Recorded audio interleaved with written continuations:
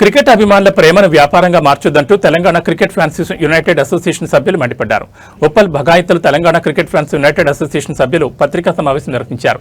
ఈ సందర్భంగా వారు మాట్లాడుతూ హైదరాబాద్ లో జరుగుతున్న ఐపీఎల్ క్రికెట్ దందా, బ్లాక్ మార్కెట్ వ్యవస్థ అభిమానులను తీవ్ర నిరుత్సాహానికి గురిచేస్తుందని అన్నారు. అదేవిధంగా తెలంగాణ క్రీడాకారుల పట్ల జరుగుతున్న నిర్లక్ష్యంపై కూడా తీవ్ర ఆగ్రహం వ్యక్తం చేస్తున్నామన్నారు. ఆరెంజ్ ఆర్మీ అంటూ అభిమానుల గుండెల్లో జెండా నాటుకుని అదే అభిమానులను స్టేడియం గేట్ల బయట నిలబెట్టడం ఎంతవరకు న్యాయమని సన్ రైజర్స్ హైదరాబాద్ యాజమాన్యాన్ని లక్షలాది మంది అభిమానులు ప్రశ్నిస్తున్నారు. ఒక దళిత మిత్రుడు మే 15వ తేదీన కుల సంఘాలు, ప్రజా సంఘాలు, జేఏసీ నాయకులు కలిసి ఎస్ఆర్హెచ్ ఇన్ఛార్జ్ అయిన జమినీ కిరణ్ ని ఈ క్రికెట్ టికెట్ల దందాపై ప్రశ్నించడానికి వెళ్లినప్పుడు అతని అనుచరులు భౌతిక దాడి దిగి జూబ్లీహిల్స్ పోలీస్ స్టేషన్లో అతనిపై కేసు నమోదు చేయడం జరిగింది. పోలీసు అధికారులు కూడా ఎస్ఆర్హెచ్ యాజమాన్యానికి వత్తాసు పడడం అంటే కాసులకు కకుర్తి పడ్డమని మండిపడ్డారు. దయచేసి పోలీసు ఉన్నతాధికారులు, రాష్ట్ర ముఖ్యమంత్రి దీనిపైన విచారణ జరిపి జమినీ కిరణ్పై చట్టరీత్యా చర్యలు తీసుకోవాలని కోరారు. ఒక 2-3 గంటలలో ఉప్పల్ స్టేడియంలో ఐపీఎల్ మ్యాచ్ ప్రారంభం కాబోతా ఉంది. ఈ మ్యాచ్ మొత్తం తెలంగాణ నుంచి మొదలుకుంటే ఈ దేశంలో ఒక చర్చనీయాంశంగా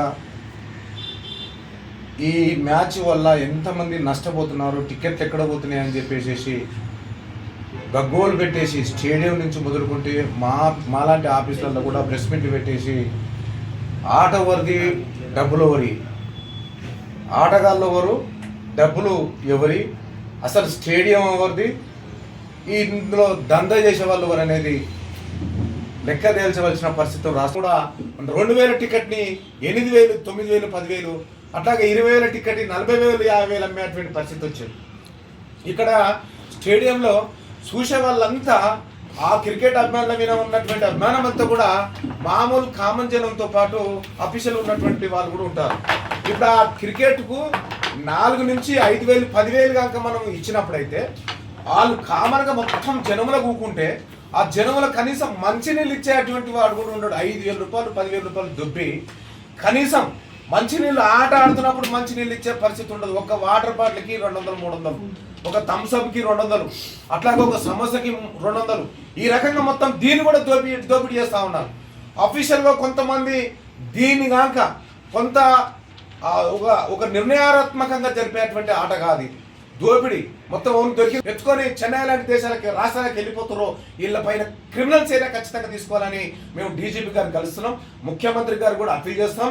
ఈ ఆట ఈ రోజు అయిపోయింది అనుకోని కనుక వాళ్ళు కనుక సంఖ్యలు ఎగరేసుకుంటే దీని మీద ఒక కమిటీ, ఒక కార్యాచరణ వేసేసి మొత్తం రాబోయే ఆటలన్నిటికీ ఖచ్చితంగా ఎవడైతే దీన్ని ఆ డబ్బులను సొమ్ము చేసుకొని మమ్మల్ని లూటీ చేస్తున్నాడో వాళ్ళ పైన చర్య తీసుకోవాల్సిన బాధ్యత ఇక్కడ కమిషనర్ గారికి, అట్లాగే డీజీపీ గారికి, ముఖ్యమంత్రి గారికి ఉన్నది.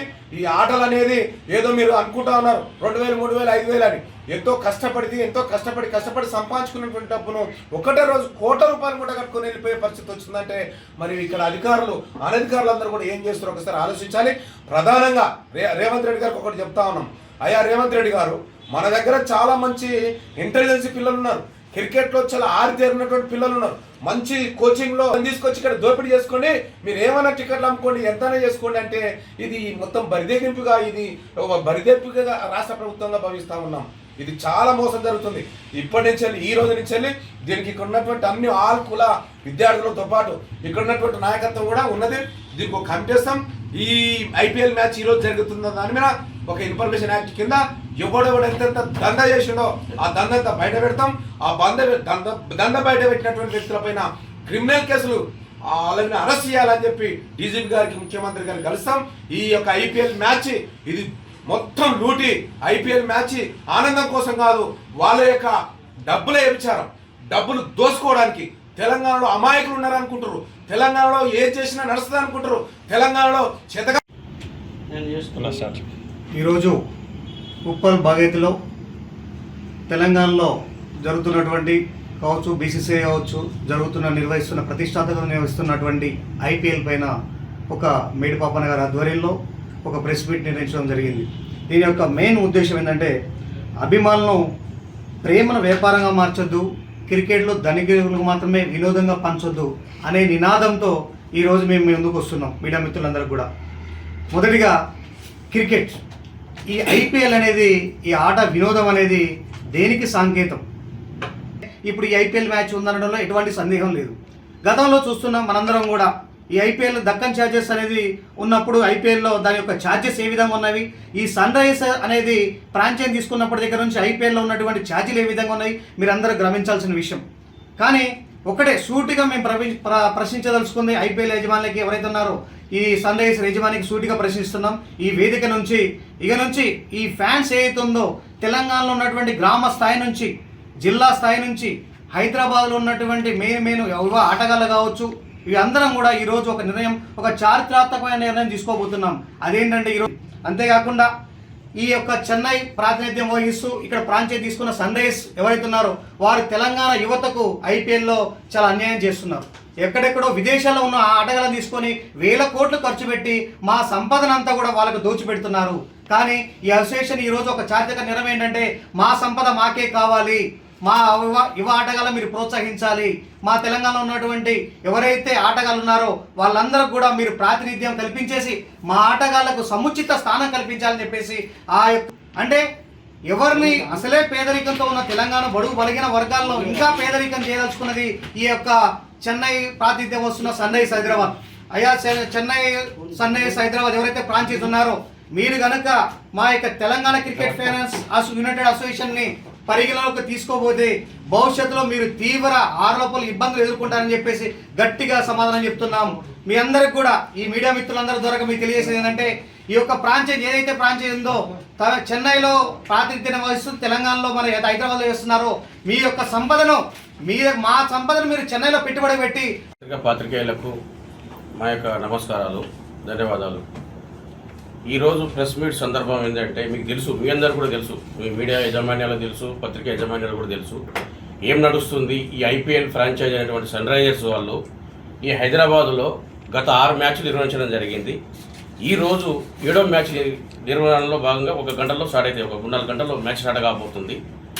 ఈ ఎస్ఆర్హెచ్ యాజమాన్యం కావ్యం మారన్ గారు, ఇక్కడ ఈ సన్ టీవీ ఇన్ఛార్జ్ అయినటువంటి జమిని కిరణ్ గారు టికెట్లని డిస్ట్రిక్ట్ యాప్ ద్వారా పెట్టేసి ఒక గంట హెచ్సిఏ ఇప్పుడు ఇక్కడ ఫ్రాంచైజీ మధ్యలో హెచ్సిఏ మధ్యలో పారదర్శకత ఉందా, అసలు బ్లాక్ మార్కెట్లో విక్రయించే వ్యక్తుల చేతుల్లోకి టికెట్ ఎలా పోతున్నాయి అనేది అసలు ఆ సైబర్ సెల్ ద్వారా పోలీసుల ద్వారా ఎడ్యుకేషన్ నమోదు చేసినారు ఈ ఎస్ఆర్హెచ్ యాజమాన్యం. ఇదంతా ఏం జరుగుతున్నది అంటే నాకు విశ్వసనీయ సమాచారం ప్రకారంగా నాకు తెలిసినటువంటి ఈ క్రికెట్ పట్ల 13 సంవత్సరాలు తెలుసు ఎస్ఆర్హెచ్ యాజమాన్యం గురించి. గతంలో ఉన్న డెక్కన్ చార్జెస్ యాజమాన్యం ఈ విధంగా చేయలే. లోకల్లో ఉన్నటువంటి క్రికెట్ అభిమానుల పట్ల వాళ్ళ ఆర్థిక స్థితిగతులను బట్టే టికెట్ రేట్ నిర్ధారణ వ్యాపారాన్ని పాల్పడుతుంది, కార్పొరేట్ దందకు తెరదీసింది. దీన్ని ప్రశ్నించాల్సిన ప్రభుత్వాలు కూడా కొమ్ముగాయడం బాధాకరమైన విషయం. మన రాష్ట్ర ముఖ్యమంత్రికి విజ్ఞప్తి చేస్తున్నా, ఇప్పుడు గతంలో హెచ్సిఏ అధ్యక్షుడు అరెస్ట్ చేసిరు, వారు దొంగ పని చేసి లంగ పని చేసినని ఓకే ఒప్పుకుంటాం, ఆయన పట్ల మాకు కూడా తెలుసు.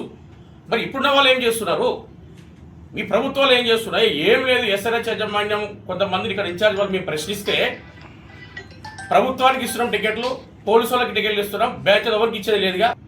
అహ్మదాబాద్ అక్కడ జరిగేటప్పుడు ఇదే కోహ్లీ కోసం మన టికెట్ రేట్ పెంచట్లేదే. ఇలా గత మ్యాచ్ 2,000 టికెట్ ఉంది అనుకుందాం, వాళ్ళు 10,000 టికెట్ పెంచలేదే.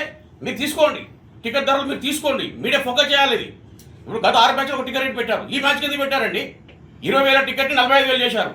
2,000 రూపాయలు సగటు ప్రేక్షకుడు పేదోడు చిన్న కాయకష్టం చేసుకుని మన క్రికెట్ మీద ఉన్న అభిమానంతో ప్రేమతోటి భావోద్వేగాన్ని వీళ్ళు వ్యాపారంగా మార్చుకొని 2,000 రూపాయల టికెట్ని 8,000 రూపాయలు అమ్ముతారండి మార్కెట్లో. నువ్వు టికెట్లన్నీ నువ్వు ఒక డిస్ట్రిక్ట్ యాప్ ద్వారా పెట్టావు, ఎన్ని టికెట్లు అమ్మినావు, దానికి ఒక బార్కో సంబంధం ఉంది. వాళ్ళు ఎస్ఆర్హెచ్ టికెట్ ఇన్ఛార్జ్ అయినటువంటి శర్వానందుని రాత్రి టాస్క్ ఫోర్స్ ఎత్తుకోబెరట. నాకు విశ్వాసం ఉప్పల్ పిఎస్ నుంచి నాకు ఇన్ఫర్మేషన్ వచ్చింది, ఒక కానిస్టేబుల్ చెప్పిండు. రిపీట్ అవుతుంది సార్. కాబట్టి నేను ఏమంటున్నానంటే దయచేసి పోలీసు వాళ్ళకు కానీ ఇక్కడ ఉన్నట్టు మా ప్రభుత్వ పెద్దలకు రేవంత్ అన్న కానీ ఏం చెప్తున్నామంటే, మేము వేరుకెవరు మీరు కూడా కోరుకుంటే మేము ముఖ్యమంత్రి అయినండి, మీ సీఎంఓ ఆఫీస్కి పోలీసులు టికెట్ ఇస్తే అయిపోయిందా? సామాన్య ప్రేక్షకులు ఏ రేట్లు ఏంది టికెట్ రేట్లు మీరు ప్రశ్నించారా ప్రభుత్వాలు?